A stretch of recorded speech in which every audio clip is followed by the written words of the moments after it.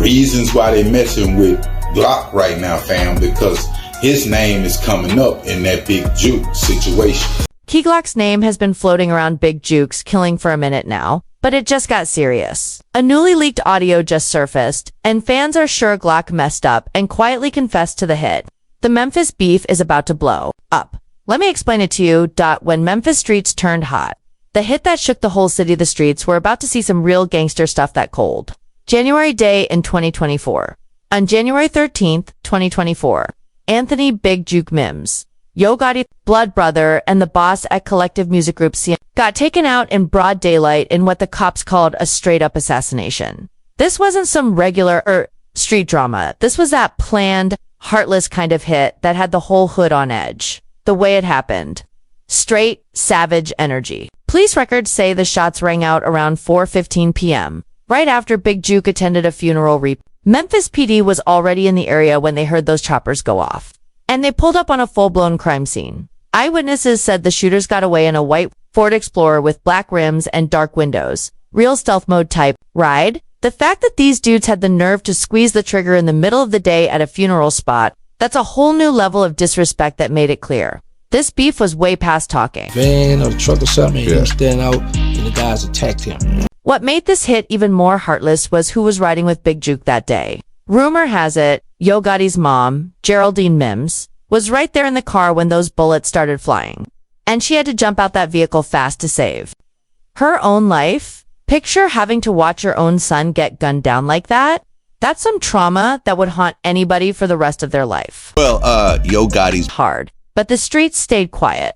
By September 2024, 9 months into the investigation, the cops still didn't have anyone locked up and no official suspect named. That's that street code in full motion. Nobody was talking, even with a body dropping in broad daylight. Fast forward to January 2025. A full year after Big Jook got hit tanned, the case was still ice cold.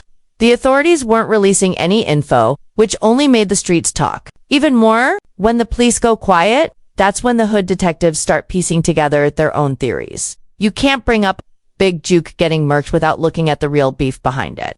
Big Jook had serious issues with Paper Route Empire, pre-Young Dolph squad. The same crew Key Glock was repping. This wasn't no music beef. This was real street drama that had already put bodies in the dirt. The truth started coming out during Justin Johnson's trial for killing Young Dolph. The prosecutor came out strong, saying Big Jook had placed 100 bands on Dolph's head and was throwing money at other pre-members too. That's some real boss level energy right there. The reason I said maybe it's not, but when you read the comments, when I read the comments, and I said, well, I got it. It must be that. But you would think, like I said, I don't know. I'm just guessing, but it seems like a continuation of that. And then there was like people on the internet saying that that Jook had 40,000 on someone's head, and on Young Dolph's head. I don't know whether it's true, but this is people talking, right. And then it's just a disaster. Sad. The way Big Jook got taken out said a lot about the level of disrespect in these streets. Getting shot at a funeral that's breaking every street code there is. The old heads used to say funerals were off limits, sacred ground where even your worst enemies would let you grieve in peace.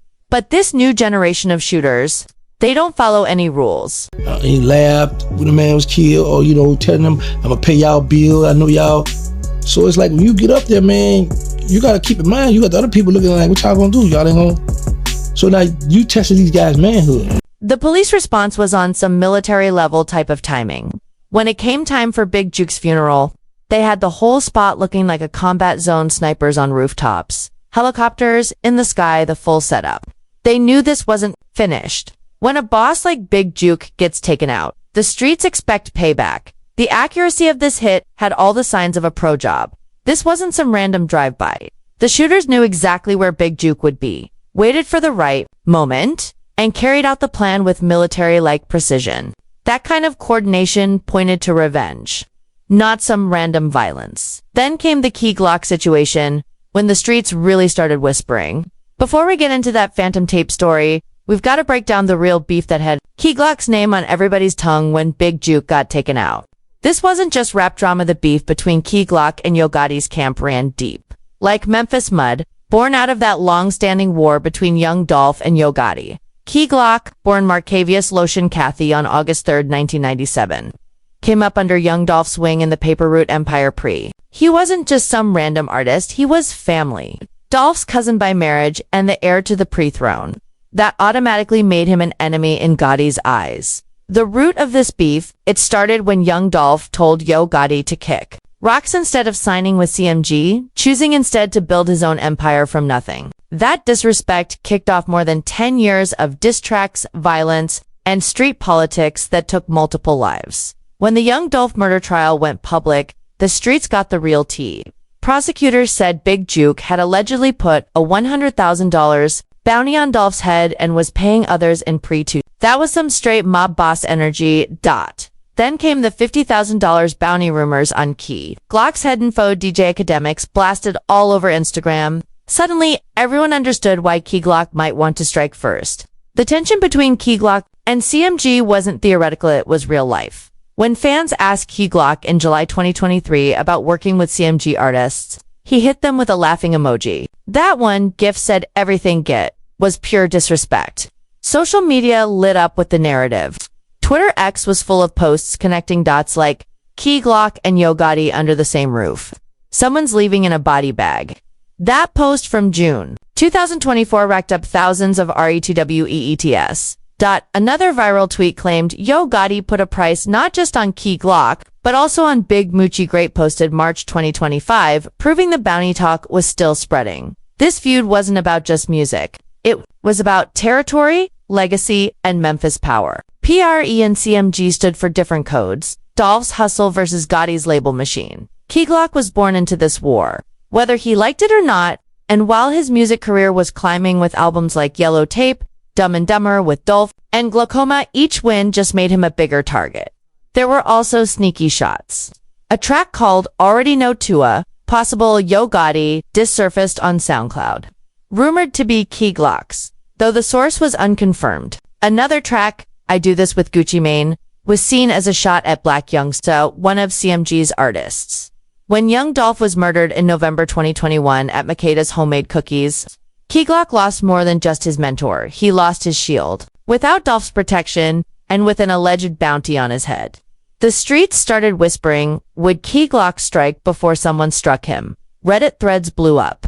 Subreddits like our Atlantology and our hip-hop heads were full of speculation. Was Big Jook's murder retaliation? Comments like Key Glock needs to leave Memphis for his safety proved just how serious people thought it was. The timeline didn't help. November 2021, Young Dolph murdered allegedly on Big Jook's order. Sape 2024. Justin Johnson trial reveals. Bounties Jan 2024. Big Jook killed the same way Dolph was March 2024. Key Glock arrested on unrelated charges. That timeline had internet detectives working overtime, but Key Glock's record didn't scream killer. In 2015, he caught an aggravated assault charge at 18. In 2024, gun and weed charges, nothing that confirmed a cold-blooded assassin, but the streets don't care about paperwork, they care about reputation. And with $50,000 allegedly on his head, Key Glock had every reason to be paranoid. Sometimes, paranoia is what keeps you alive. After Big Jook got killed, the conspiracies got wilder. Fans flooded social media with dolphin emojis, a code for Young Dolph's revenge from the grave. Some even claimed inside info about PRE's plans. YouTube blew up with titles like, Key Glock under investigation for Big Jook's death. Millions of views. Zero proof. The algorithm fed clickbait, not truth. But here's what people missed. Key Glock's actual actions didn't look like someone out for blood. That laughing emoji response, that's not the move of a murderer. That's someone trying to stay out of trouble. Police never named Key Glock as a suspect, not even a person of interest. If they had solid proof, especially a recorded confession, he'd be in handcuffs already. The beef between Key Glock and Gotti's crew was real.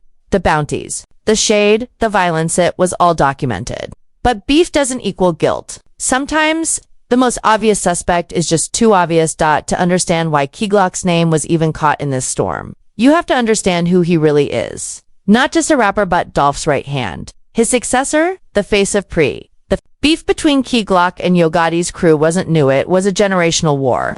It started when Dolph rejected CMG and chose to go independent. That moment sparked a decade of bad blood. and the fire's still burning. When the Dolph murder trial laid it all out, Big Jook, the bounties, the retaliation, the streets started making connections.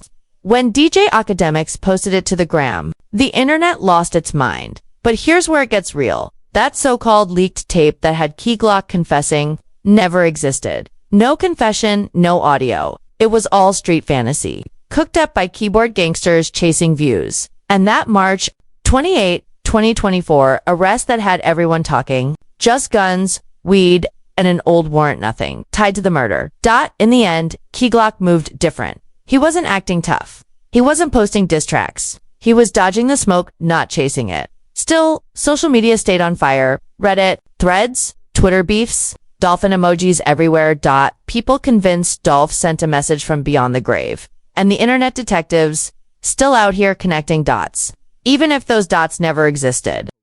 Key Glock were pushed by that street logic that always demands revenge, with claims that Big Jook had put money on Key Glock's head. The idea that Glock might have struck first made sense to people who live by street rules. But the police weren't buying any of that internet detective work. As of May, law enforcement's stance stayed the same. No suspects had been identified in Big Jook's murder, and Key Glock's name was never mentioned in their investigation.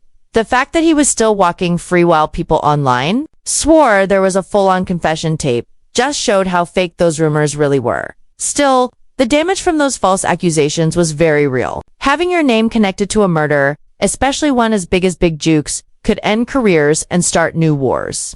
Even after the rumors got exposed as fake, Key Glock's image took a hit from all the talk.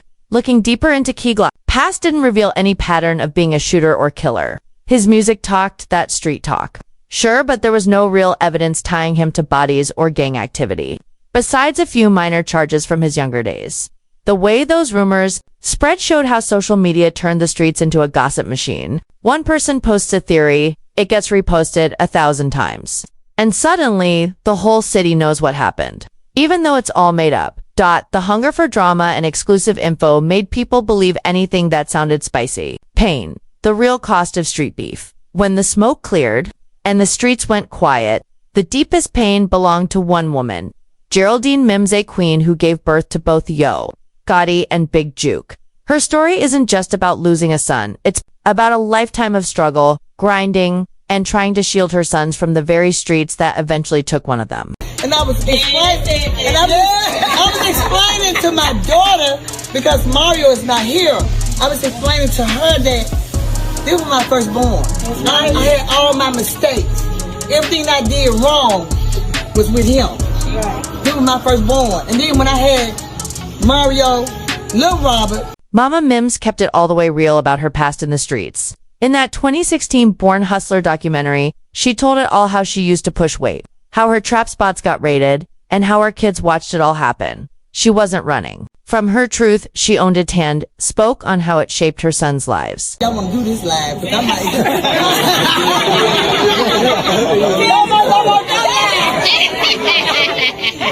But with him, you know, my dope house got kicked in. He was right with me. That was my only son. I kept him with me everywhere I went. Hold up. But I'm just letting you know, college student. The most messed up part about Big Jook's murder, Mama Mims was right there when it happened. Multiple sources confirmed she was in that car when the shooters pulled up, and she had to jump out while bullets were flying. Imagine having to run for your life while your son is getting gunned down. That's the kind of trauma that could shatter anyone's soul. But he was with me when 3-4 dope houses got kicked in, and I blame myself to this day for his lifestyle. You know what I'm saying? Because he's seen what I did. The guilt in her voice when she spoke about her past hit different after Big Jook's death. She carried that heavy feeling like she was partly responsible for the path her sons ended up on, even though she was just trying to survive and provide. In those Memphis streets, Yo Gotti paid tribute to his mama's struggles in his track Mama Off the Art of Hustle, where he rapped about watching the feds snatch her during a raid.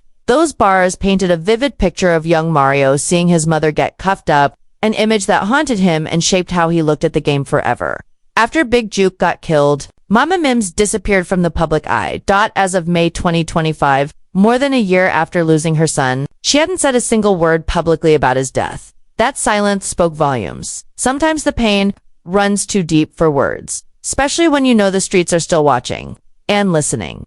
The family's response to all the rumors and conspiracy theories: stay silent and dignified. Neither Yo Gotti nor Mama Mims ever responded to the Key Glock speculation or any of the wild stories that flooded social media. They knew how the game worked. Sometimes answering cap just gives it more power. Y'all don't know about Lil Robert. I lost a son, Lil Robert, Mario, then Pooh. Then I knew to do better. This revelation about Little Robert showed that Mama Mims had already laid one son to rest before losing Big Jook. The streets had been robbing this family for generations, and now she was facing the pain of losing another child to the same cycle of violence she once tried to run from. The hip-hop world showed love after Big Jook's death, with CMG artists posting tributes and condolences. But all those rip posts couldn't bring her son back, and they sure couldn't heal the scars from what she witnessed that day. Like, what can stop you from wanting to do that? You feel what I'm saying? Right. Like, then I be like, damn, what give like people the right to say when you can kill? Cause it's people who damn near got a license to kill, who they can go kill somebody legally. What's the difference? Like, what makes their reason more valid than this young boy who just lost his brother? 21 Savage's words about the cycle of revenge hit different when you think about it. Mama Mims' situation. She had to watch that same cycle play out in her own family, knowing deep down that retaliation would only bring more mothers the same pain. She was already feeling the investigation staying cold for over a year. Just added salt to the wound. No arrests, don't know justice, don't know closure, just a mother left to mourn. While the streets kept spinning theories about who really took her son's life, Big Jook's funeral looked more like a military mission than a farewell. Snipers on rooftops, helicopters in the sky, and law enforcement watching everything. Even in death, the threat of more violence hovered over the family's moment of mourning. I don't understand why that whole family even stays in Memphis. I totally agree with you. I think that if there wasn't, because no one thought about that. You're absolutely right. it's time to go. It's time to go. It's time to go. Because, I think like one of Yo Gotti's restaurants got shot up right afterwards. The conversation about whether the family should leave Memphis hit hard for Mama. Mims.Memphis wasn't just a city, it was home. The place where she raised her children, built her life, and now had to bury her sons. Walking away would mean leaving behind every memory, the beautiful ones and the painful ones. The false accusations against Key Glock and all that online detective work must have been especially heartbreaking for the family. Watching people turn your loved ones' murder into content for clicks and views. That's not just wrong, it's disrespectful, it added insult to injury. But the silence from Mama, Mims, and Yo Gotti wasn't weakness, it was wisdom. They knew that responding to rumors and speculation would only add fuel to the fire. Sometimes, the strongest response is no response at all. Mother, we getting ass legit. Legally. Yes, legally. But I let these players know. The irony in Mama Mims' words about making it out of the streets, the legal way, was heartbreaking. They had escaped the trap life, built real, legitimate success through music only for the streets to reach back and take Big Jook anyway. All that money, all that fame, none of it could protect him from the past finally catching up. Thank you for watching. If you enjoyed this video, click on one of the boxes on your screen to watch more content just like this.